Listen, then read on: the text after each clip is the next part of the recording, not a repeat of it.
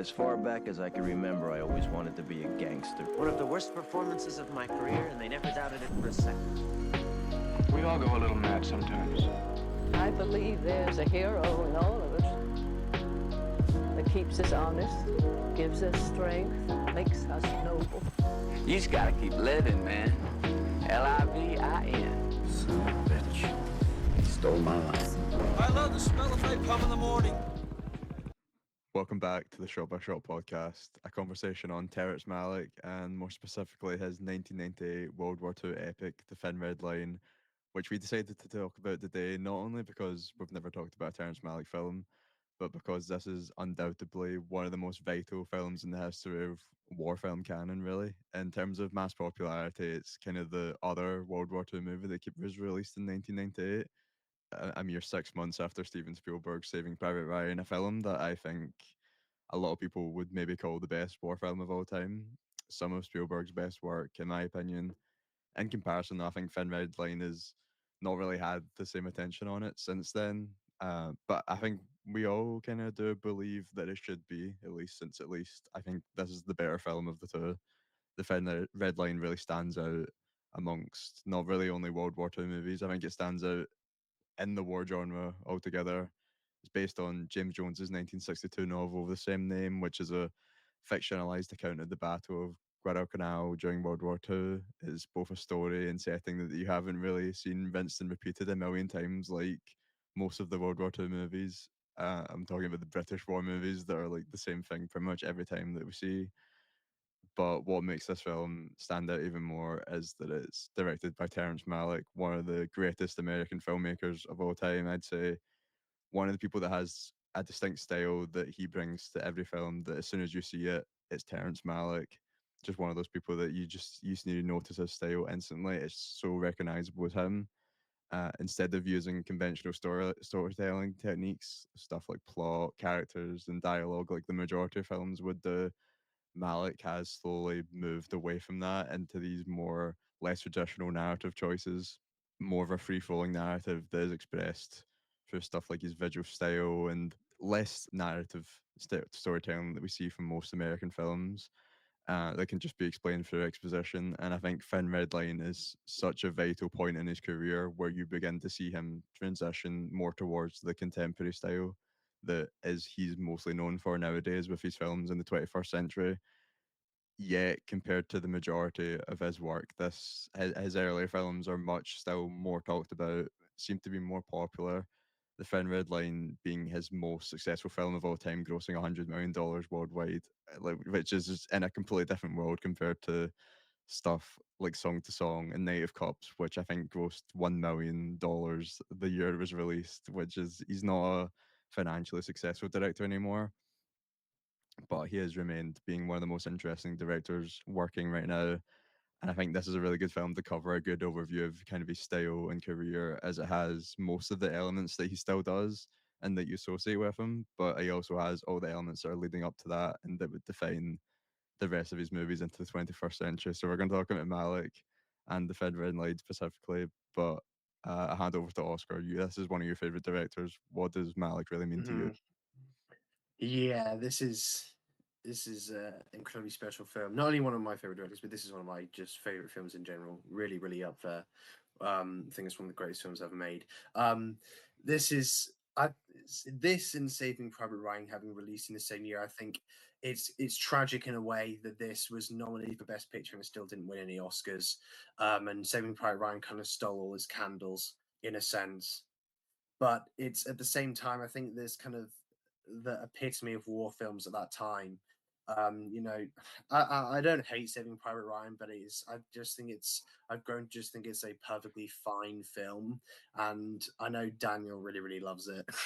But I don't know. I just think it's quite a safe and fairly generic war story in general, and then with this, you're going the complete other end of the spectrum, completely unconventional um, narrative choices, and it it's so much more um, spiritually active in a way than something like Saving Private Ryan is, which I think is a film that heavily relies on visceral imagery and just people dying to move its kind of sense of emotion, but this is infinitely more complex than that. This is a film that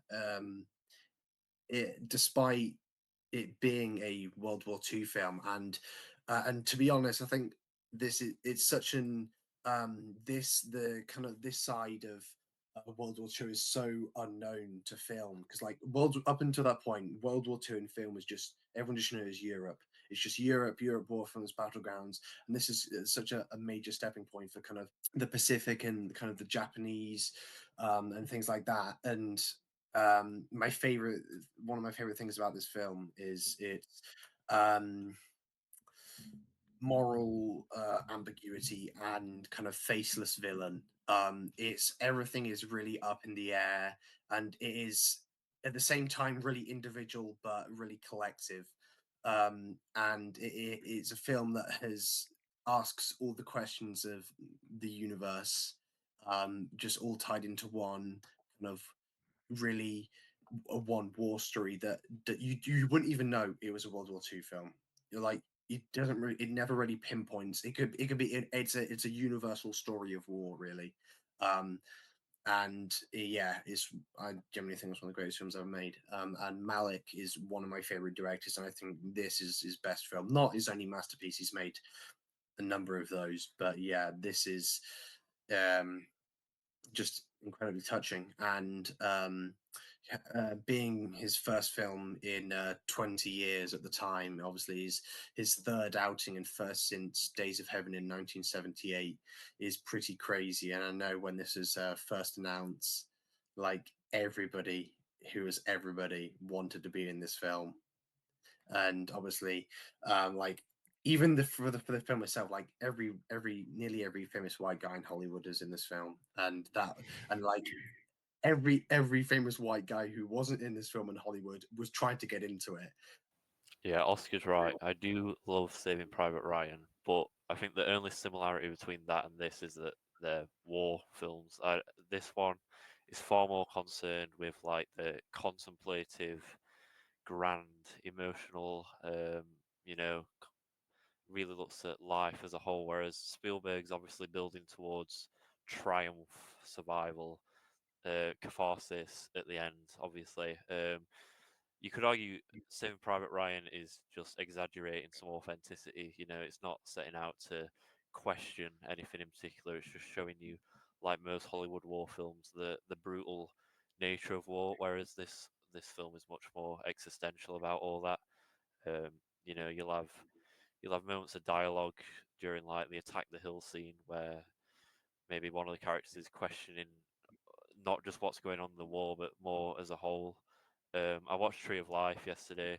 I thought, I need to get a little bit more ammunition for Malick just to see what he's like over a couple films. And I think the ending to this, I won't spoil it yet, but the ending to this and the ending to that film, there's a real focus on the life and death cycle and things like that. The tree on the beach and then the meeting on the beach at the end of Tree of Life.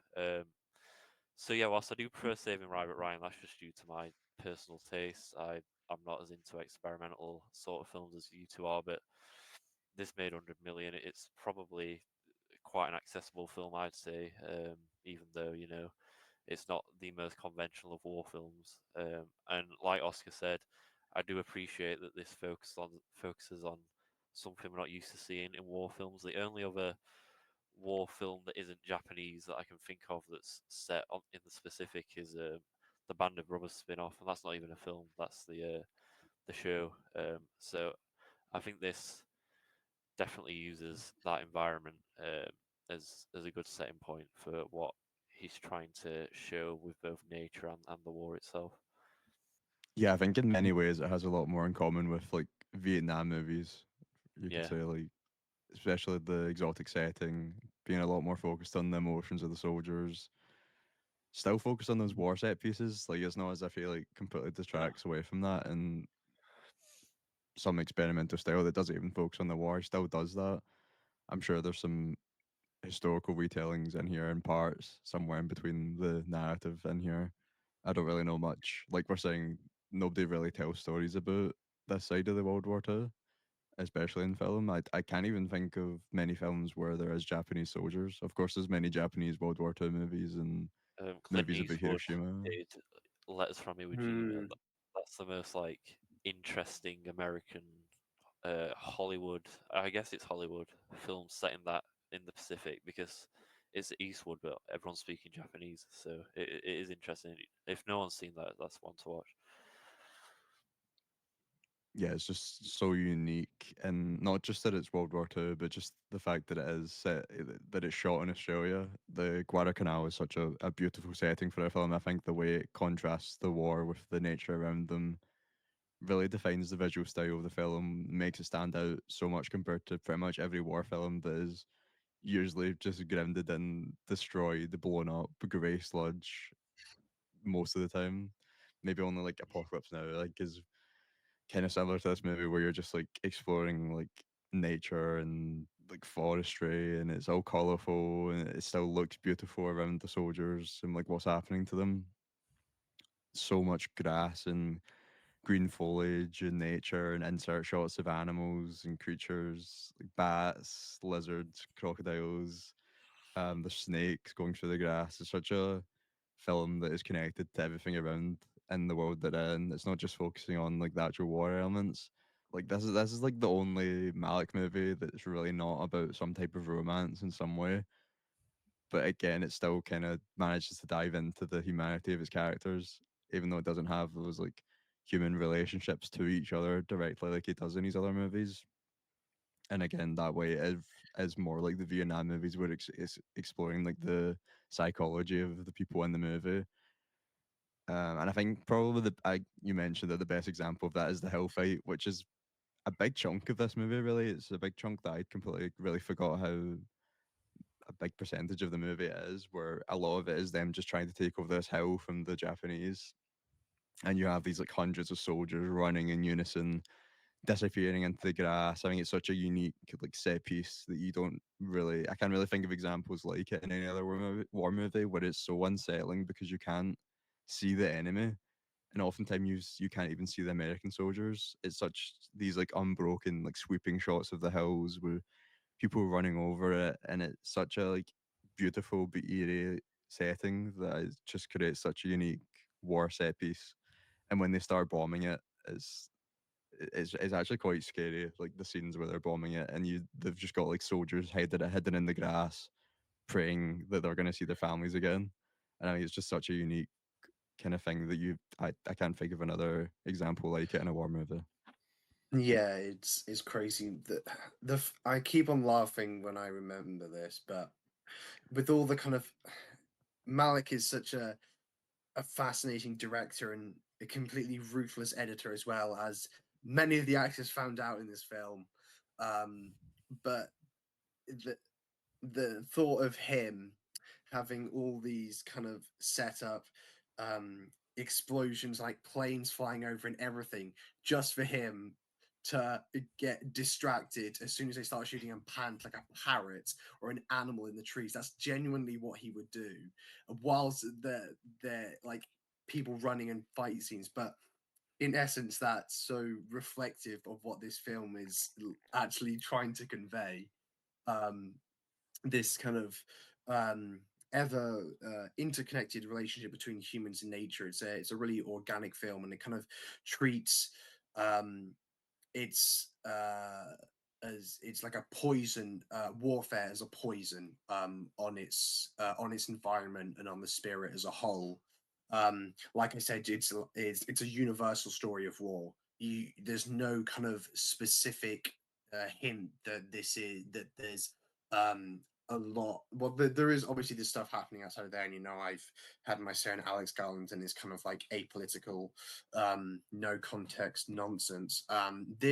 It's at times it does take that approach, but it does it in a way that doesn't meander into the kind of apolitical stuff, because this is absolutely not apolitical in the slightest. There is so much religious and Christian subtext in this.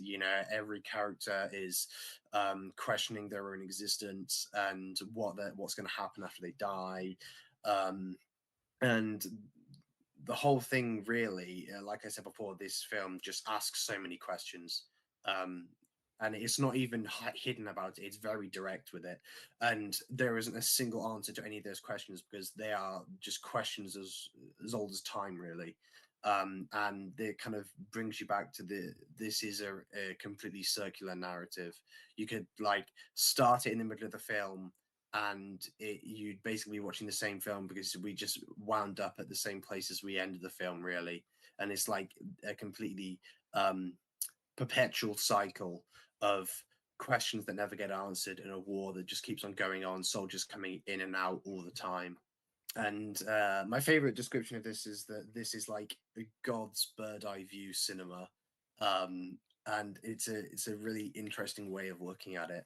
Um, uh, as kind of this Garden of Eden representation, I guess, and the evil that it kind of represents. And I know a lot of people see this film as a representation of purgatory, which I think is a really interesting look into kind of the questions that it asks of how can life and suffering coexist, and that's what a lot of the soldiers are kind of questioning. But yeah, it's moral ambiguity is something that is very rarely done with effect, but I think this being such a faceless villain, there's no sense of good guys or bad guys, just the actions that both sides are committing, I guess, onto its environment.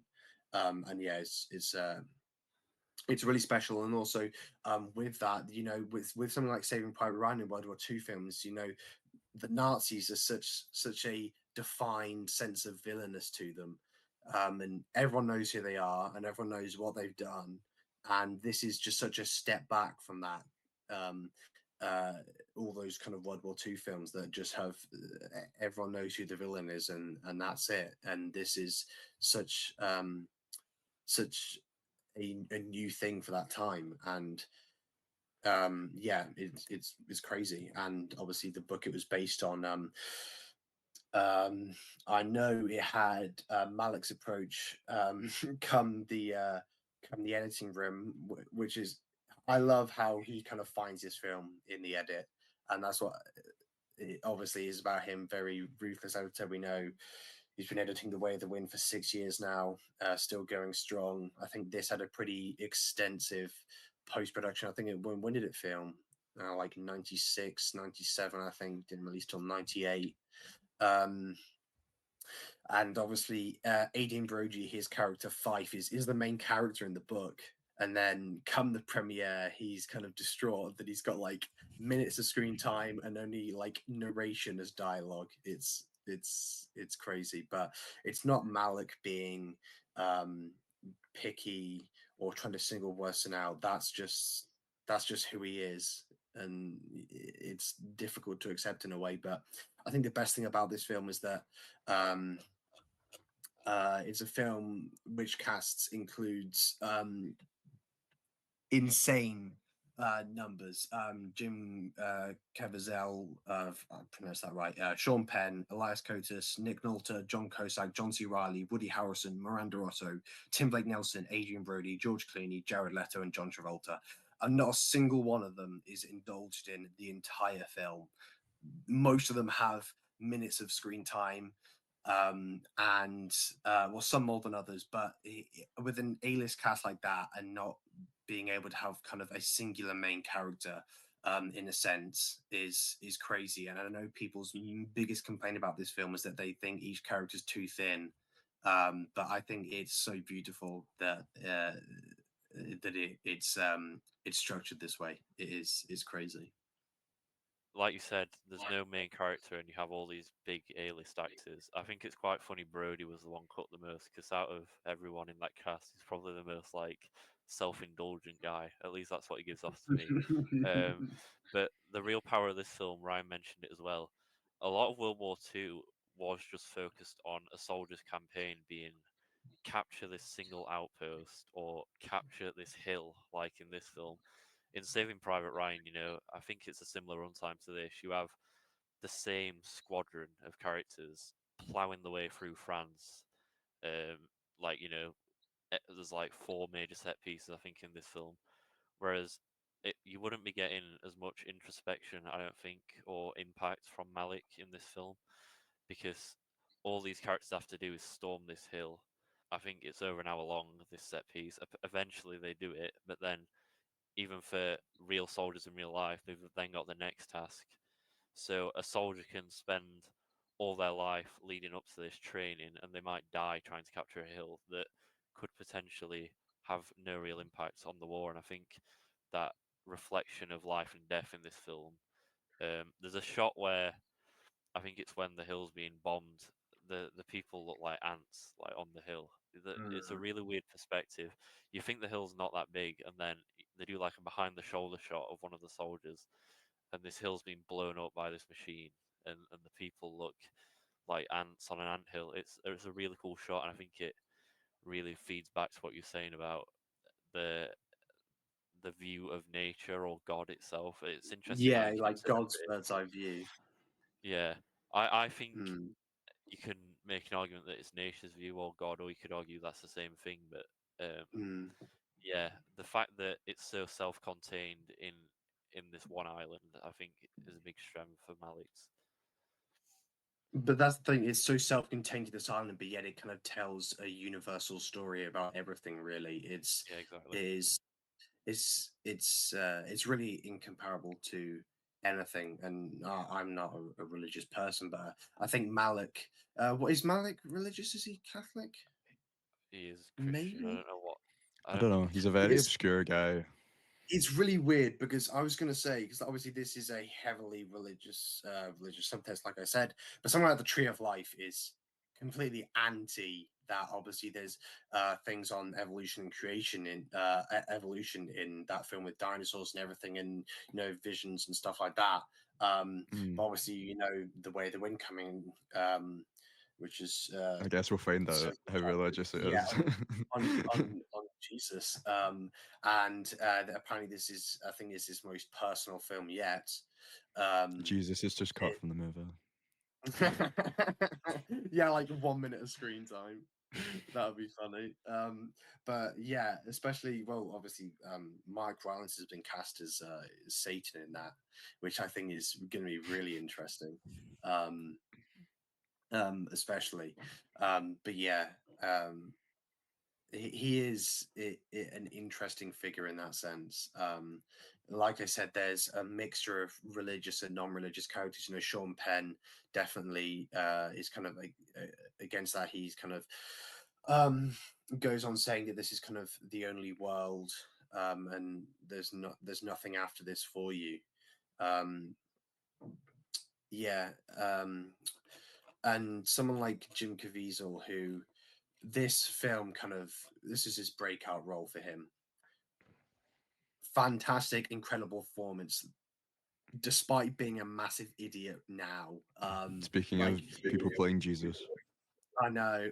Like this is the film though, like because it's such like in a religious sense that this film isn't his character. That's where it kind of led him. But yeah, he's an absolute moron now. Which yeah, it's crazy. It's sad, but yeah, the talent on display here is crazy. Him included, the way it's just his face and his eyes, there's something, the way Malick shoots him, just so it he has such a presence, but it's vulnerable in a sense. And the way there are some a couple graphic scenes in this, when they're going through the long grass, in the kind of first act we see these two extremely dismembered bodies, and Malick will kind of pan to the faces like Jared Leto or Adrian Brody, and like the way these faces are shot kind of after they see someone die, like the fear in those images is crazy. I can't remember the actor's name. He looks like a high school bully. The guy I mean. no, I don't know. Blonde hair. He was on the hill and he's like hiding behind the lock, looking really scared, and then he like locks in and charges him with a pistol. The one, like, Yeah. the guy with the pistol. Yeah. Yeah, and hearing as well. Just I don't know how long. I think the first cut of this was like 5 hours or something, and then it was Mhm. cut down. Um, and Hans Zimmer as well. Maybe his best score. Working with John Powell as well, obviously another big composer. But I think they did they recorded like 4 hours worth of music, and the score, as incredible as it is, like for the most of it, there isn't really much there. Um, but when it does come in, it's for an extended amount of time, and one of the biggest bits is where they're kind of running through that Japanese camp, kind of killing and capturing. Um, and everything's going off, and I love how um there isn't any subtitles for the kind of the Japanese side of things, but they're seeing their kind of reactions and facial expressions is really interesting. And I've seen some of the translated stuff, like some of them saying that someday you'll die too as well. Thing is, one of the soldiers was like taunting one of the dying soldiers. But yeah, and yeah, it's fascinating. But another point I just want to touch on, actually, I think I mentioned it, but Saving Private Ryan, obviously, opening scene extremely visceral, and I think that's kind of a lot of war movies. They just want to hit you early, like here's all this violence and suffering and stuff. This film, complete opposite. We open on a shot of a crocodile going into water, and like the first kind of 20 minutes or so is Jim Caviezel and his friend in on this, staying with these indigenous people. Um, just living a life, and later on, after they've kind of done all this battle and stuff, and he comes back and they just completely reject him. I think it's quite telling to this kind of spiritual poison that Malick is going for with warfare. Yeah, the harshness of his editing is like insane at times. It's funny that it happened to possibly one of the greatest directors or actors of his generation. In a way, it was quite lucky because he could have just killed somebody's career at that moment if it was someone else in this cast that had been the lead and been completely cut. He might have never made it. Lucky that Adrian Brody went on to win 2 Oscars to kind of take away the shame of that happening to him. I think he Mm. still was quite annoyed about it. He would be. Um, yeah. Didn't he butcher Zimmer's score a bit as well? He like didn't use a lot of it. Well, yeah, Zimmer scored for the five Yeah. hours. Yeah. Yeah. No, it's not even that he scored for the longer cut. They recorded, flat out recorded 4 hours of worth of music Mhm. for the film, and he only used like I said, it's fairly limited in what they use. To be fair, I think Zimmer reused a lot of it, so it's not too bad. He always Well, does though. Like Gladiator and Pirates of the Caribbean sound yeah. identical.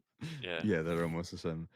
I think They are. this is maybe like Zimmer's one of more like influential scores because it's used in Mm, like so many commercials and films and stuff like that. I think this score, the score he has at the end, "Journey to the Line," is one of the reasons Christopher Nolan even mm. approached him for scoring his movies. And Might be his best track, Journey to the Line. What a tune. it's very similar to Inception. There's even Mm, some ticking like clocks at the start of that track. mm, It's very similar. Weird choices in terms of the edits and the casts and stuff in this movie that are like they're baffling when you think about them, but they did really just work. Like Malick could make like 5 movies out of how much he shoots with like every film. mm. His movies are really made in post production, and it's such a weird approach, but it works for him. And I think it's funny you mentioned that people don't like that this cast is like so big and doesn't really get explored. But I think that's probably other than the fact that it's Malik and it's so visually unique. I think the most unique decision that he made was the fact that he just has this huge ensemble.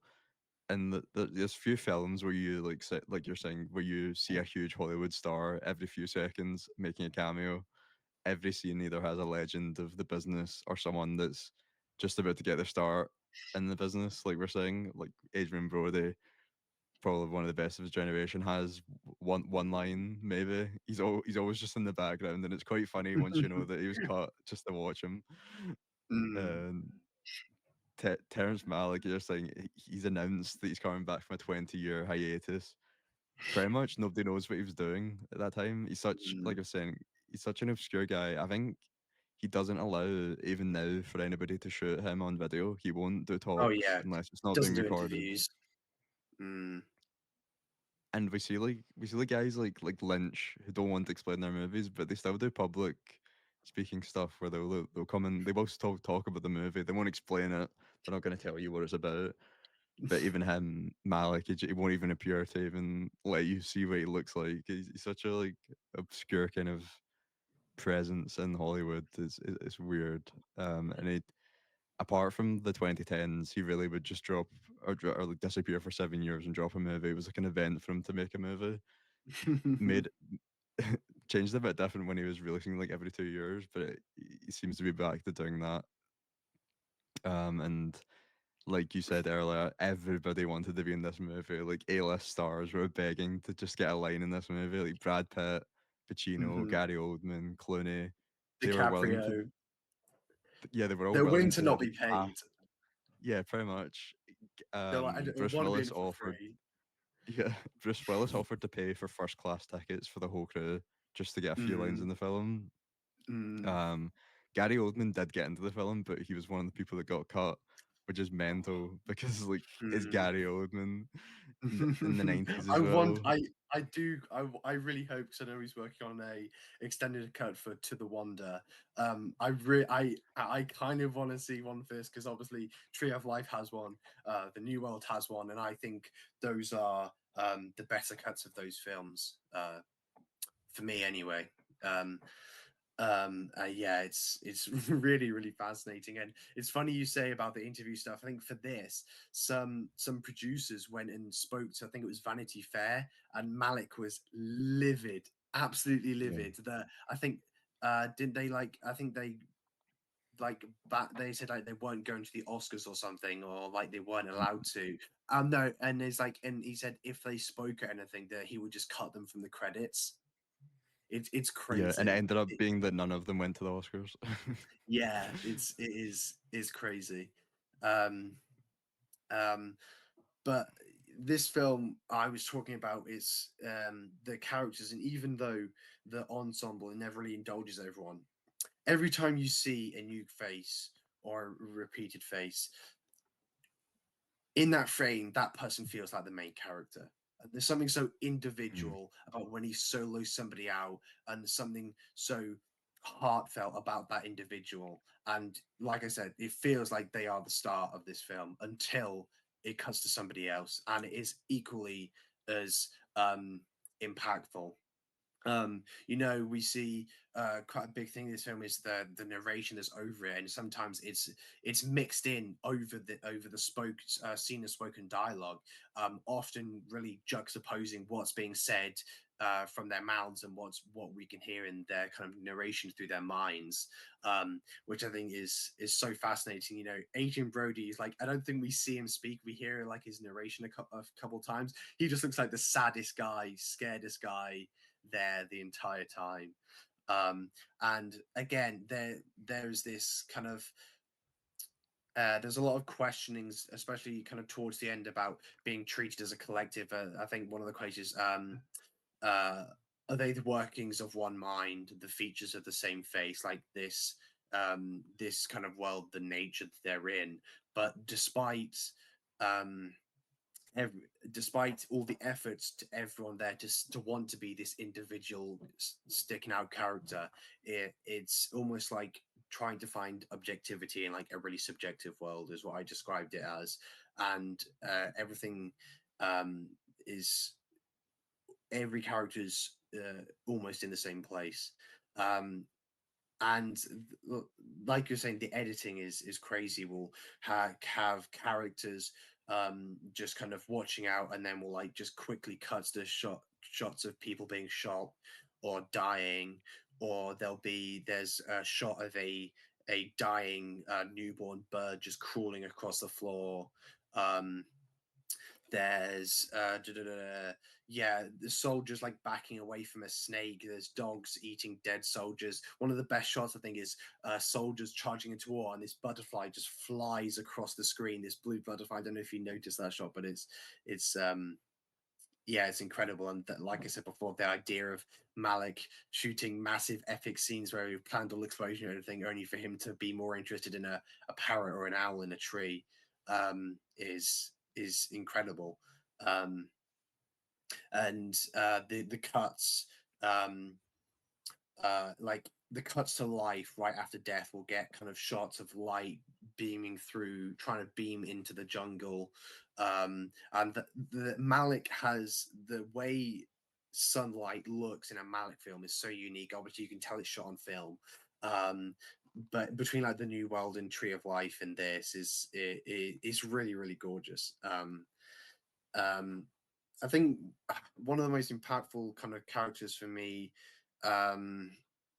Jack Bell, I forgot Ben Chaplin, I think is the actor's name, and his wife Miranda Otto, who we see in these visions. Man, who gets divorced like partway through divorced for another captain, another kind of army official. Like she says, I just got too lonely. And the most devastating line in the film is when she says, help me leave you. It is crazy. And it's like I kind of see her character as this kind of clinging to some sort of like spiritual freedom that is finally leaving him in this film, and like it wants to leave him in a sense, and like he's just been clinging to her the entire film and he hasn't heard from her, and for her to say help me leave you is that is crazy. And it's such a sad line. And then in contrast, we get Wit and Welsh. I think Sean Penn's character, I can't remember, I think it's um, Elias, Elias's character, and he asked him, "Do you ever feel lonely?" And he says, "Only around people."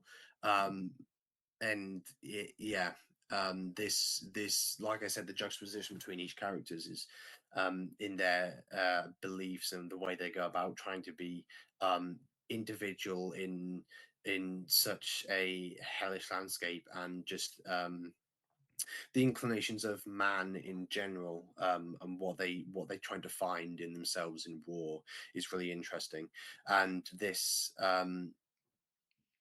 with this kind of religious subtext, there's this whole idea of who is responsible of like sending a man to death. There's like so many ideas of ranks in this. Obviously, like, oh, like tell your men to go and do that. That would possibly be suicidal. And it just gets layers and layers and layers until even I guess up to God for some people. Like they is that him sending me to their death, or is it my captain, or is it my sergeant? Like who's responsible um, for forcing me into these actions? And some of the younger characters towards the end are talking about like my daddy told me to go and do this, and it's like he said, your life is going to get worse before it gets better. So many individual character segments, and with flashbacks, really vivid memories, and that are assigned to each character. Yeah, it's across nearly every character, even the ones that don't have kind of women in their lives in a sense. Yeah, there's so many like tragic yet kind of funny endings to character or mini arcs, I guess. They're not really arcs because there's not really any proper characters in detail in this, I'd say. There's no like arcs that anybody goes on, but you do get those mini segments where they do almost feel like the protagonist. And that Ben Chaplin one is like, it's such a horrible thing that would have happened to so many people at the time, but it's like so like ridiculously tragic that it's kind of funny.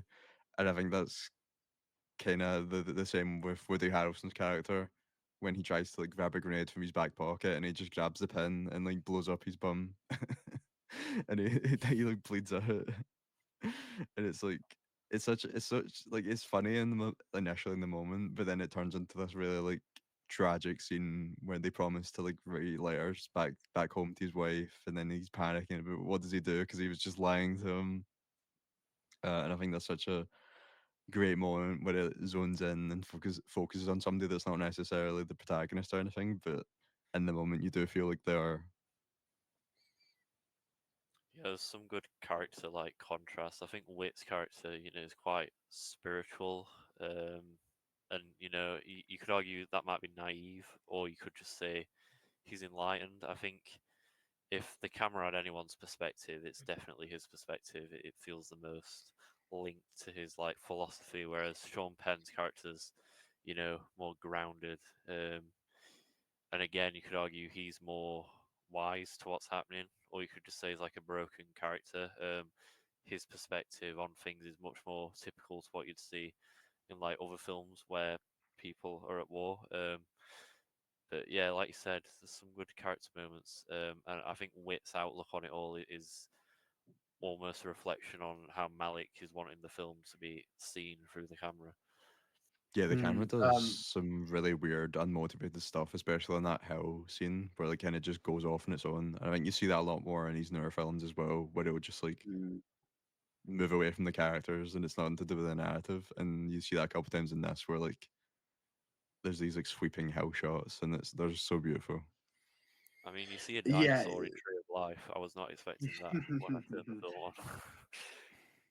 The funniest thing about that is, have you seen? I think it's the video of William Friedkin talking about. It's like I was watching this film the other day, and it's like there's these two people talking, but I'm looking at a tree, and I'm pretty sure he's talking about the Tree of Life in Yeah, that clip. It's so funny. It's like, I want to watch the people talking, not looking up a tree, and it's so funny. That we need to bring back. I know, obviously, Friedkin's obviously passed away now, one of the greats, but director beef is so funny, and the styles and approaches like that is I always find mhm. hilarious.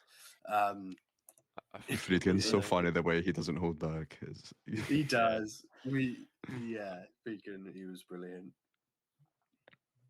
I think it was Sean Penn who Mm. was complaining about Tree of Life, saying if it was him, he'd make it more conventional, like a straight like narrative milk. coming of age drama. But Milk. I don't think Sean Penn's really appreciating the material he's in if he thinks Tree of Life should be like a straight A- narrative. Anyone that does You I know, Am Sam doesn't respect the exactly. pieces that he's picking. And it's not like he didn't know what he was getting himself into. He's a lucky guy to have been multiple Malick films. Um, but you get to hear him monologue Mm. whilst you watch like the birth and death of the dinosaurs. So I think you should be more grateful, to be honest. Yeah, yeah, that's so funny. Um, yeah, going back to some of the imagery in this film, there's so many good bits to talk about. These visual storytelling. Obviously, there's like scenes of blood being washed into water, and I think is so. Obviously, this environment, there's a lot of kind of mangroves and vines around trees. Kind of again, it's beautiful nature in a way, but in essence, it's this kind of faded perception of good and evil. Like the vines are probably eating that tree alive, uh, and I think like wrapping around it. I think that's such an interesting thing to think about. And I know Malik would again more unconventional. He'd like start shooting a scene during like sunny morning, and then just finish it weeks later uh, at sunset. Yeah, he does that And with all these films. It's such a weird approach. he'll shoot a scene like three different times in three different types of weather, and then when it comes to the edit, he'll just pick whichever feels best, and it is crazy. Um, As well, I think he done it a lot in the New World where they almost they like backlight it with natural light so that like you can't really tell the time of the day. So that when he goes into the edit, he can just kind of just like takes together and you can't really tell it's shot at different times of the day. And I think he does that mm, even now. It's such a like weird way of making a movie when you don't even really know what you're doing and you're just gonna like fix it later on. mm. Um, Another thing I like, we were talking about war ground and all this kind of sludge and trenches and things, but as they kind of progress in the film, the land they move into gets more and more decayed and burnt as they're kind of going over that hill. Some of the best shots in this film are, and my jaw was dropped when I realized it, is when the sun comes out of the clouds, like as they're moving, and you can like see it, the sun like open up over the hills as the shot is going on, and it is crazy. I don't know how I hadn't spot that the first time I was watching that, but it is, um, it's really beautiful. Yeah, I always go back to just how I really just think it's such an interesting choice to not to have all these A-list stars like throwing themselves at you, and you just say like, no, I'm just gonna like basically just follow a whole ensemble, and the people that you do focus on is like probably the least known people in the whole cast. And I think with all these films, he really does make such interesting decisions with his main character. Like you can go back to like at the start of his career, like Badlands and Days of Heaven. I think they're obviously very clearly influenced, like many of the films at the time, from like European films of the '60s, like people like Francois Truffaut, Godard, Fellini, who were willing to make films that didn't follow the traditional structures of narrative, which you kind of see Malik moving towards. And of course, that redefined American filmmaking, which he's like right coming into right at the start of New Hollywood at the start of the '70s, where they don't have the constraints of like the studio system, like making you create these characters that can appeal to American audiences, where they wanted to see their protagonists make the right decisions and not and have that like happy ending. There's no that they just wanted good guys and bad guys. They didn't want ambiguous protagonists. Like we're talking about how like pretty much every person in this is pretty much morally ambiguous. And throughout most of his career, he's kind of followed people like that. The people in those movies are very flawed individuals, a concept that was really taboo even for the '70s. And I think even now, audience still really struggle to kind of disconnect the need for a protagonist to not only do something good, but as the film is kind of encouraging or saying that anything they do is morally right, or saying that it's okay if they do something bad. People still struggle with that nowadays, and he was doing this 50 years ago. I think just the decisions are really great. I think it's interesting nobody's really stretched out as a character. Like we've been saying, we don't know much about anybody, but like the war, the kind of whole thing is ambiguous, whether it's right or wrong. And these guys have like no idea what the objective is most of the time, and they're just told to shoot and ask questions later. And I think the most interesting character that really goes around is the Nick Nolte character who plays the lieutenant. Mm. And we're introduced to him by a conversation between him and John Travolta, who has like a 2-second cameo, which he's coming off Pulp Fiction, so it's another like insanely huge actor that just has a one scene. And they just discussed that. I think Travolta says to him that he like respects him for coming out here despite his age, and it's like he's set up to be this like really just old guy that's kind of I guess past his prime, and he's also very quite clearly there for ego. He doesn't have to be there. He's there for the chance of experiencing a war, and he really reminds me of parts of Robert Duvall's character, Kilgore in Apocalypse Now, where he kind of revels in the war. He enjoys it in a way, and he's desperately wants to be there and kind of prove himself. And he's quite insecure about a lot of the young soldiers, remarking that they're lucky to have Mm. years of war to look forward to, as if it's like a good thing since they're just out of the academy. And there's that. I think Daniel mentioned it earlier. They celebrate taking the hill, and they just kind of move on. But he's the soldiers don't really care. It's not. It's like another just part of the war. But he's like very excited about it. He's brutal, like ordering his men just to keep going. They're passing out, dying of thirst. And at another point of the movie, he tries to send them out to die. He's almost sacrifices his plan. And when what's the actor's name? It's Um, the Elias Elias, Koteas. like, yeah, Elias. Courteous, he's a great actor. Yeah, there's a great scene when they're talking over the phone and he rejects Nick Nolte's like decision to basically send the soldiers out to get sacrificed on the hill that they're trying to take. And they end up going with Elias's character's decision to go round and ends up winning the whole fight against the Japanese, and he's so like almost petty about it. And he sends his character home. He discharges his character. He gives him a medal to kind of like hide the fact that he's just sending him home because he's annoyed about the fact that he was Mm. right. But he's there for the ego. He enjoys it. he's very different to the other guys that are just there because they have to and they're following orders. He, again, kind of like the what Apocalypse Now kind of follows, where the people like kind of almost thrive being in this war. And I think he's the most interesting character because he's just he kind of just eats up the scenery in every scene that he's in. He's a great actor, and that phone call one I think is one of my favorite scenes in the movie. Yeah, I think this idea of hierarchy is really interesting, obviously, because we see Travolta's character is above his character, and like I said, like who is responsible for sending people to die in this film? Like who has that power and that choice?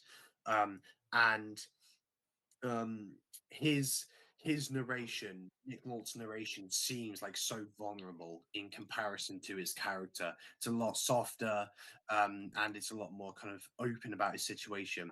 And the thing I love about Travolta and in the end Clooney's equally as tiny cameo is that they are kind of one of the same character in a sense. And I know Sean Penn at the end is like they're coming one after another. It's just like here's another general replaced, gone, and then it keeps on cycling through and through. And obviously that's like I said, the whole kind of thing about this film, this completely circular narrative that will just perpetually keep on moving. And like I said, you can start at any place, and you get the same film. I don't know. I think Scorsese, this is one of his favorite films of the '90s as well. I don't know the way he's talked about it. But yeah, and obviously the ending, I think it's a turnip or something. Obviously life beginning to grow again out of such turmoil. A incredible final shot, and after all that, it's funny to think about him composing a shot of that after all he's kind of shot and done. Yeah, incredible ending. Is this your guys' favorite Malik? Yes, it is. It's my favorite Malik too, but I've seen two, so that's not saying anything. Yeah, Ryan and I have seen them all. Is it your favorite? I've now Ryan? yeah, I've now seen all these films. It's my number two after Days of Heaven. That's the next one I need to watch. Interesting. Yeah, but I think he's an interesting guy to watch because he's got a style that develops over the years, changes kind of drastically going into the 21st century. Um, Obviously quite he's controversial in ways just because of the way people talk about him. They're often quite scared to work with him because he could just cut you from the movie, like just remove all your work. He's got a lot of control over the movie himself, and he can really do anything. I guess he kind of cut ties with a lot of collaborators. I guess doing that, he pretty much changes composer every movie, and I don't know if that's because he must fall out with them because there's no way you put like what you're saying, like Nolan made 5 hours and he kind of only used, I don't even know how much percentage of it would have been, but he doesn't use it fully, and I think he does that with a lot of the composers. But there is two people that he is mainly collaborated throughout his whole career, and that's one of them is Emmanuel Lubezki, which is, one of the most highly praised DPs of all time at this point. And he's now worked with him for 20 years. After Thin Red Line is when he got with him in the New World, and he's worked with him in every project since. The second being legendary production designer Jack Fisk, who has worked with him during every single film of his career. And I think Jack Fisk maybe honestly deserves maybe more praise for his work in these films, and maybe his work for all the films he worked on in general, because I think he's worked in so many of the great American films of the 21st century and many films before that as well. Being a collaborator of people like David Lynch, he moved out to LA with David Lynch. He's done like Mulholland Drive, Straight Story, which the visual style of Straight Story is very similar to Badlands. You can see his influence on those movies. Many modern epics of this decade or this century, like The Revenant with Inarritu, The Master, and There Will Be Blood with PTA. Most recently, Killers of the Flower Moon with Scorsese, which There Will Be Blood and Killers of the Flower Moon, again, the visual styles are very similar. Like there's a lot of links between those movies, other than the fact that PTA Ghost wrote that movie as well, which is funny. But the visual styles are very similar. He worked with Brian De Palma with Phantom of the Paradise and Carrie, which he met Sissy Spacek, who he's married to. Well, he got into that movie through Sissy Spacek. He met her in Badlands at the start of his collaborations with Malick over 50 years ago. And I think it's interesting that he just has this like artistic collaborator that he stayed with his whole career when really he kind of breaks these relationships with everybody else. And again, I think Fisk, because as a production designer, you don't really necessarily think that he'd have that much influence to really impact the movie completely. But I think he describes himself as being like the conduit of someone else's vision, and I think people often think of production designers as just being the guy that sets up like constructions or sets or props and stuff like that. Not something that necessarily influences like, everything about the film. But there's a great case in here, there's great examples of him doing that. Like Days of Heaven, he builds the main house. That's an incredible set because they just didn't have a farm that had working farms that they wanted it for shooting around like the cornfields and stuff like that. Or he constructed like the historical towns in the New World. I think the production design is incredible in there. But a lot of Malick's films are shot on location.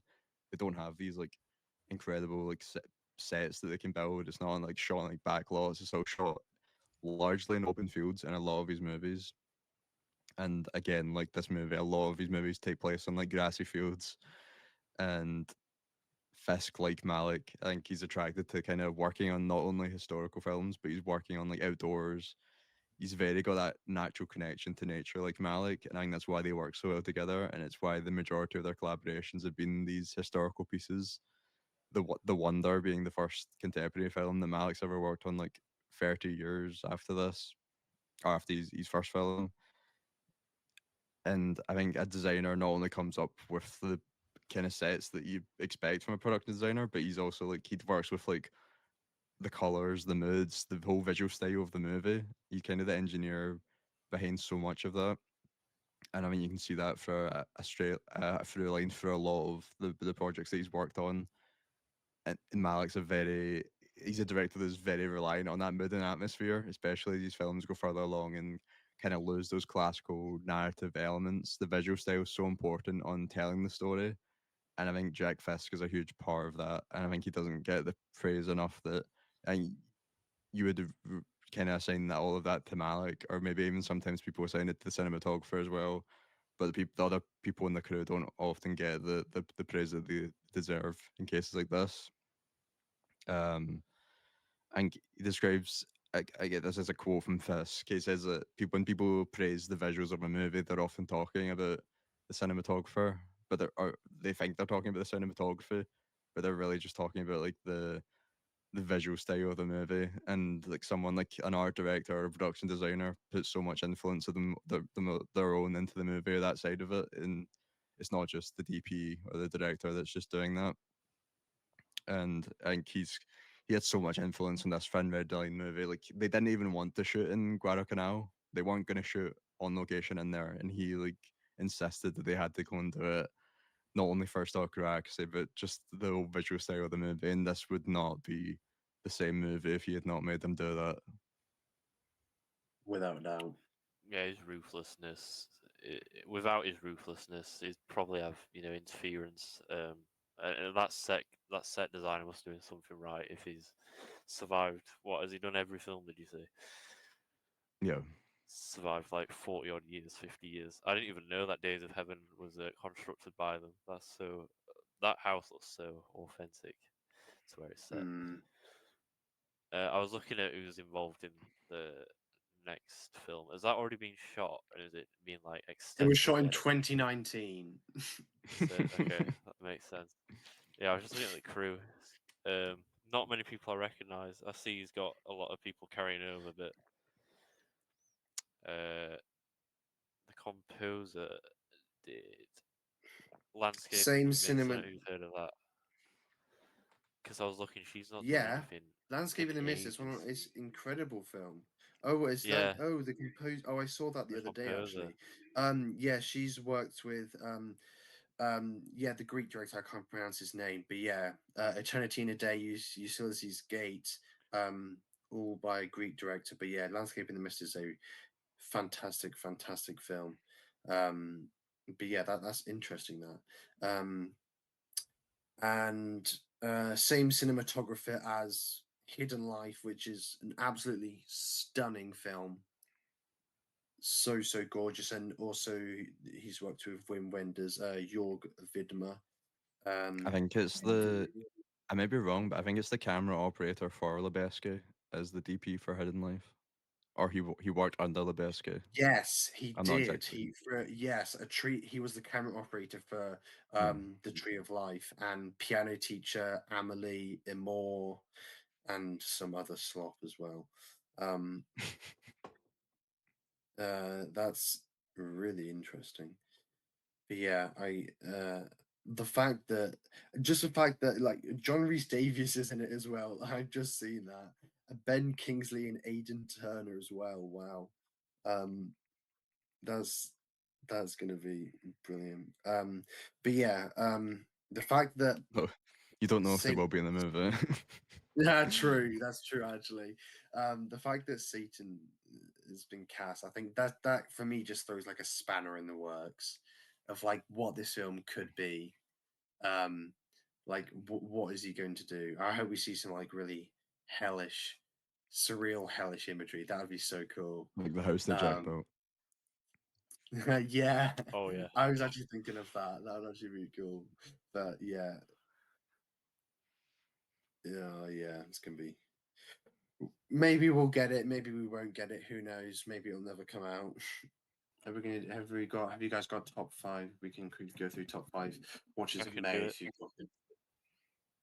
I Yeah, need to check. I've got a top I've five. got mine. I've got mine. I'm I gonna. had a damn good month. I had, well, I had a 5, so I had a good month because it's the only 5 I've I got had this year. I had a load of fives. I'm gonna skip. Right, Oscar, do you want to go? Yes. Okay. So at number 5 for me, I have Kelly Reichardt's Showing Up. Kelly Reichardt, one of my favorite working filmmakers, probably my favorite, maybe my favorite female director ever. Showing Up, her most recent film, 2022. Obviously, she's got a film coming out this year called The Mastermind, which I'm so excited for. Finally got around to watching this. Yeah, again, kind of continuing her kind of tranquil approach, but I felt this film on like every level of my body. It was incredible. I was so locked in. Um, yeah, very contemplative. On an array, quite different array of characters, but obviously centered around Michelle Williams, who has collaborated with Kelly Reichardt before. But yeah, I really love this film. Then at number 4, I have Claire Denis' US Go Home, which is a really it's one of her more slightly forgotten and less popular films. People absolutely love it, and I absolutely loved it. Just about these kind of French teenagers who kind of go out looking for love, really, at this party, and just encounter it's and they encounter like this American guy on their way back, and it sparks some really interesting conversations about um, American colonialism and their place in coming over here. And I know Claire Denis kind of touched on that before, but um, uh, I think some maybe not for a lot of people, but no, I thought it was really incredible. Um, then at number 3, I have Gun Crazy from 1950. I got posted down here for it now. Instant favorite of mine. Just don't, this was actually no. Okay, I'll say Going Crazy now, but the next thing I say I'd probably have below it. I'll say this is number 2, but okay. But yeah, this is like a kind of a classic Bonnie and Clyde story, kind of two runaway lovers. But there was just something about it, something really mystical about the way this is shot, and its ending as well. And yeah, I just completely fell in love with it. It is one of the best photographed black and white films I've ever seen. Um, and would highly recommend it. I had such a great time. Um, and yeah, great. Um, my actual number three would be John Woo's Hard Boiled, the second John Woo film I've seen after Mission Impossible 2.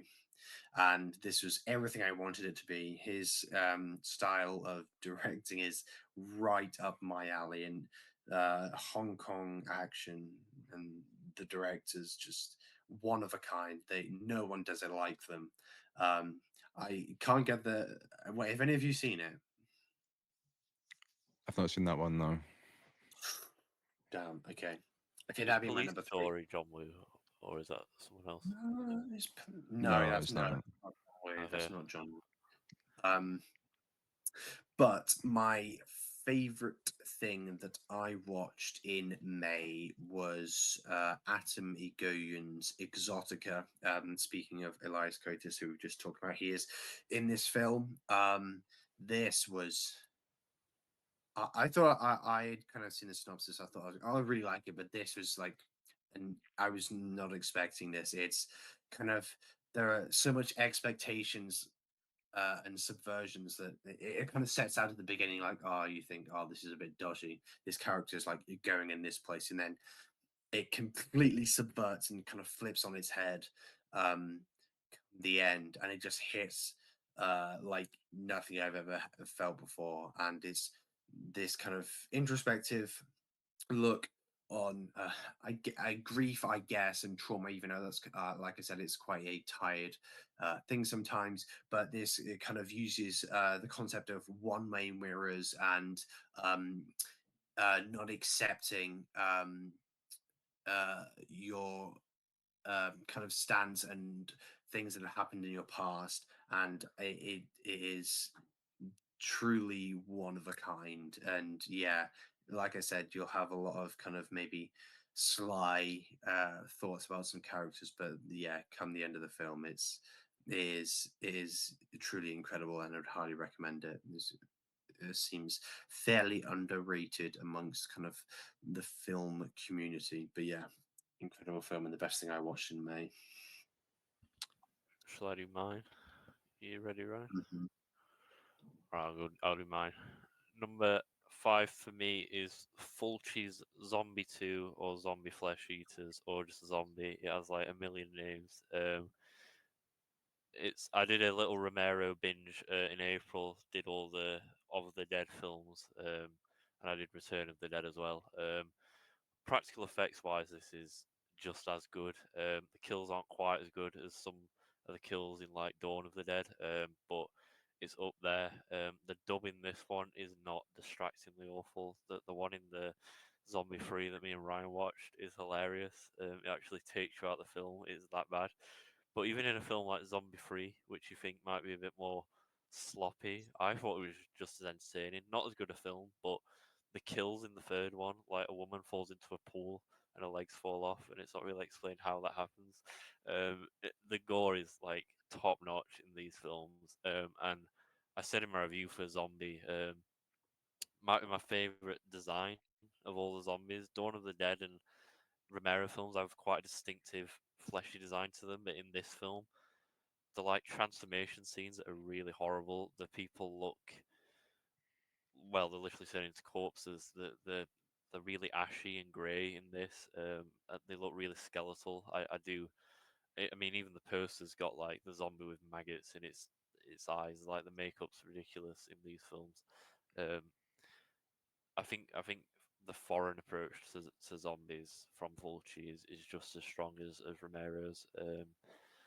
My number 4 is Peter Jackson's King Kong. It's the only Kong adaptation I've seen. I do need to check the original out, but this is such an epic film. Like literally, it is an epic. A lot of people aren't happy that it's 3 hours. But I think it's segmented into 3 parts really well, and the film spends most of the time on Skull Island, which is exactly where I'd want the film to be set.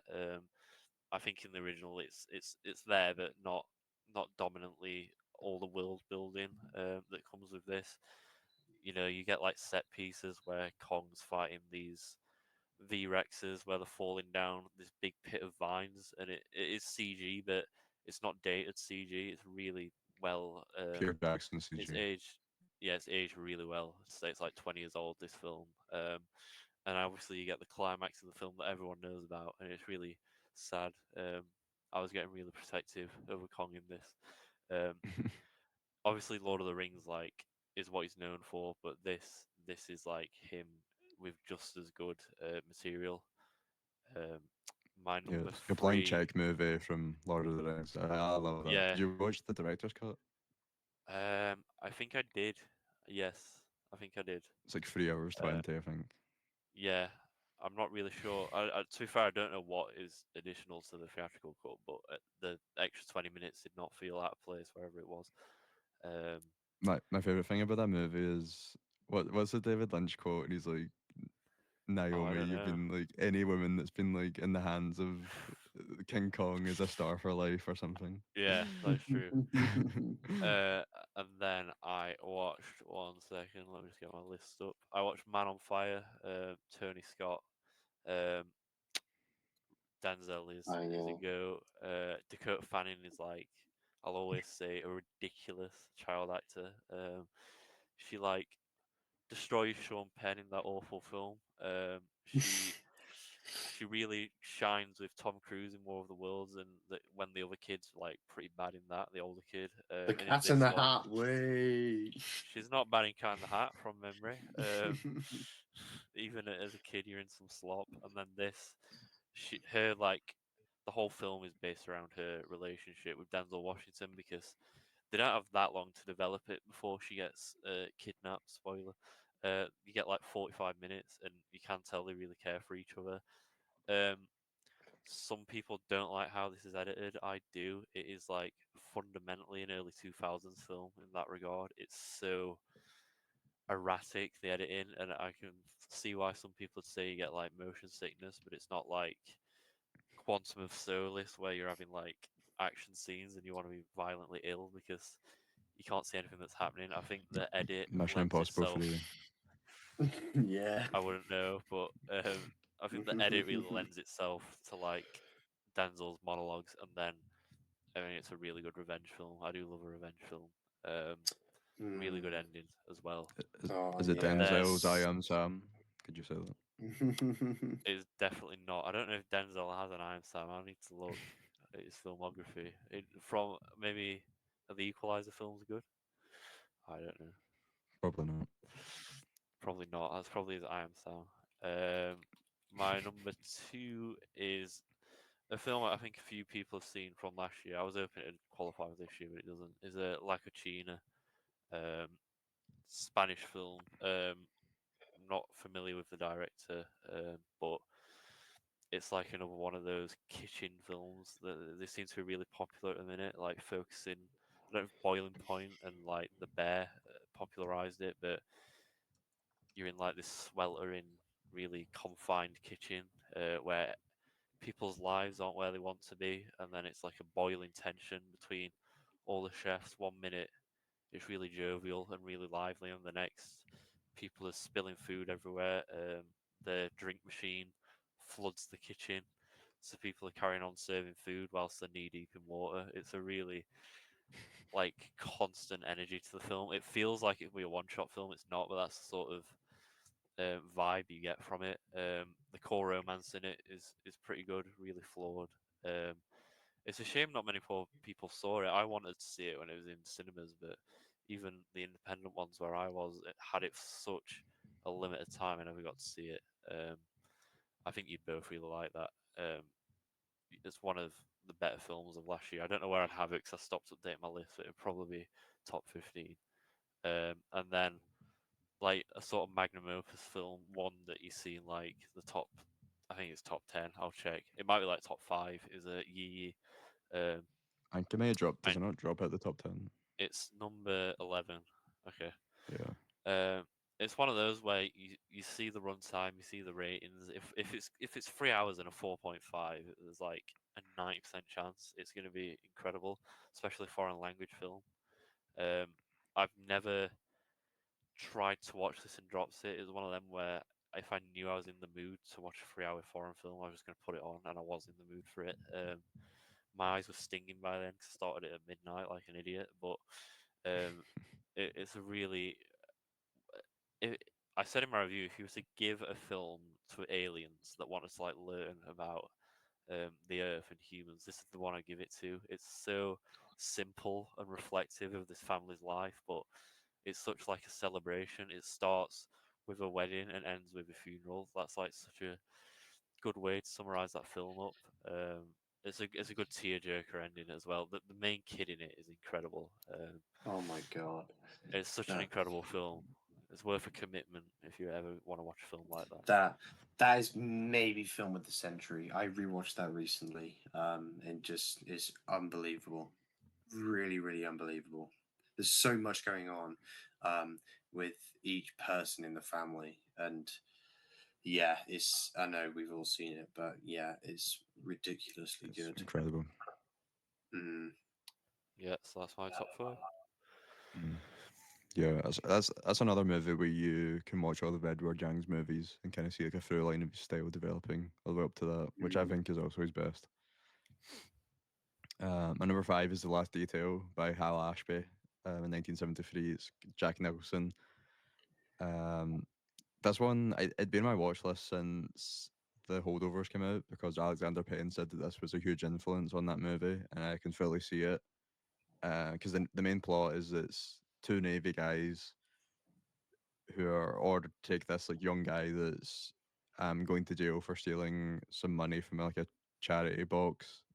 It's a very stupid reason he's getting sent to the prison, but they have to like escort him across the US.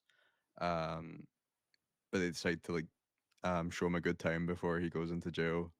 So it's a very like loose narrative where it's kind of just Nicholson and two other guys going around New York in the 70s. So it's just incredible vibes, as like pretty much every New York 70s film is. Incredible dissolves in that movie as well. It's you can really see the influence on the holdovers, and I think if you like that movie, you'd definitely have a good time with this.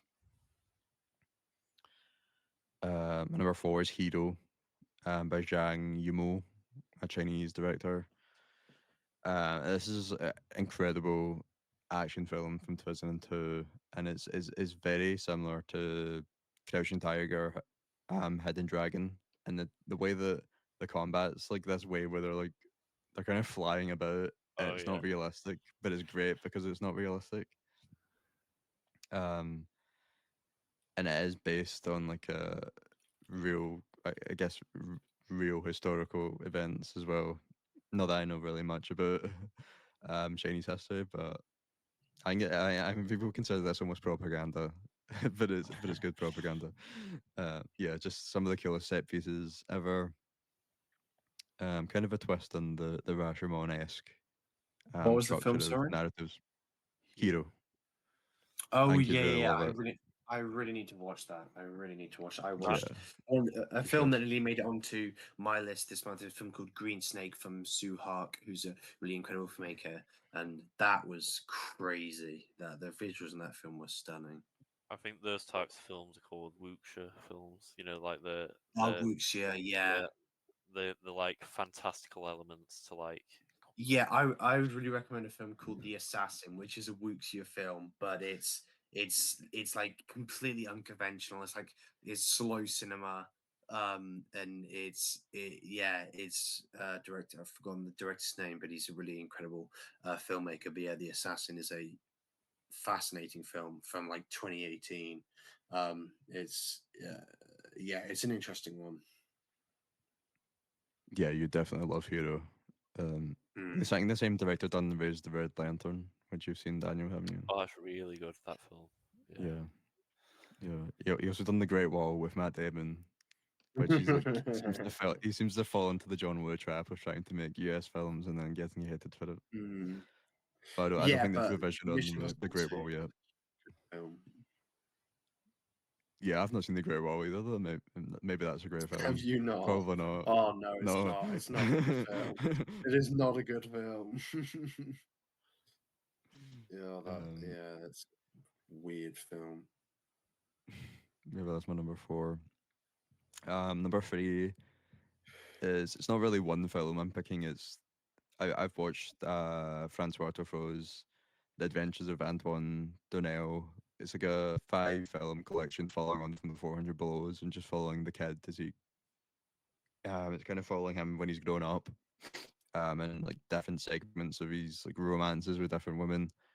Kind of, it is very influenced, or it is very clearly influenced the Before trilogy. As like it'll go 5 years into the future of Antoine's like life, but the actors have also like aged. So yeah, it's very clearly influenced that, and I recommend that whole series of films. And I think I picked Bed and Board as my number three because I think that's probably my favorite outside of 400 Blows that he done in those The Good movies. Goddard. What? What was that? Like The Good Goddard. Boo. Oh, The bad the good Goddard. Frenchman. The mid The good Goddard. Frenchman. No, we love Goddard. Oh yeah, I forgot to say, yeah, it's mental that Goddard went after him for Day for Night for being like too mainstream, and then the last film in this is like I said in my review, like has a lot of flashbacks, and I think he very much done it because he'd had a couple of flops, and he just went back to like try and basically get a guaranteed hit for people. And I don't know why Goddard didn't go after him for that. But went for him basically making his best movie with Day for Night. My number two is The Taking of Pelham 123, which this was such a surprise for me. I really didn't expect this to be one of my favorite watches of the month when I watched it. Um, this is another recommendation from a director, I guess. That Sean Baker and his DP Drew Daniels said that like the visual style of this, like this kind of 70s aesthetic, was like a huge influence on Anora. So I really wanted to check out for that. But this really is just one of the best kind of like one location heist thrillers. Well, I say one location. It's in a subway. They like take over a subway and like use the hostages as like a ransom for money. So it's technically one location, but it's obviously going like, around New York subway. But yeah, one of the best, I guess, New York movies. It's got the DP of The Exorcist, and French Connection.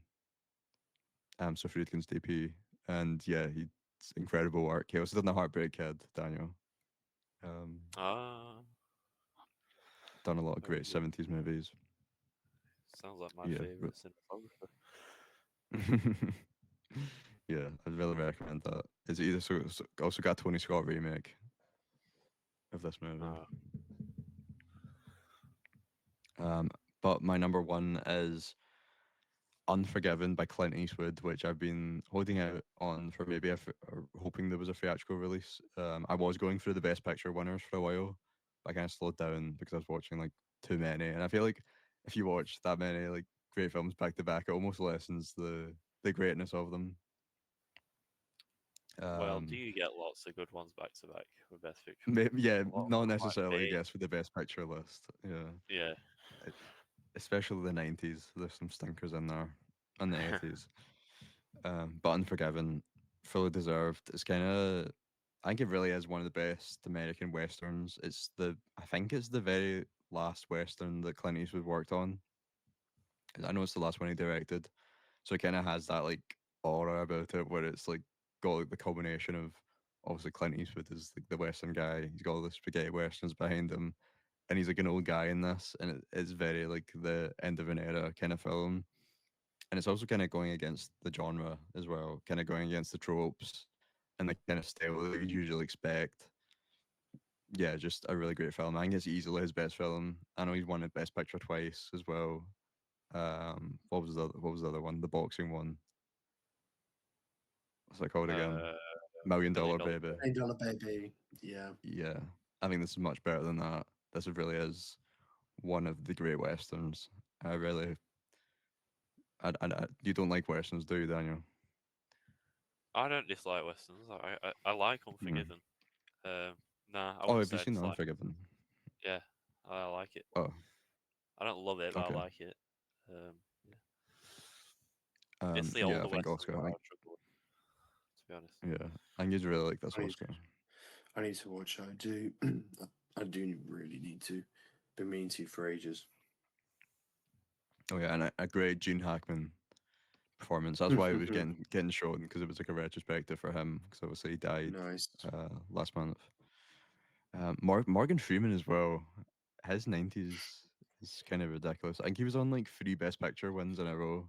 Again, not all of them were good.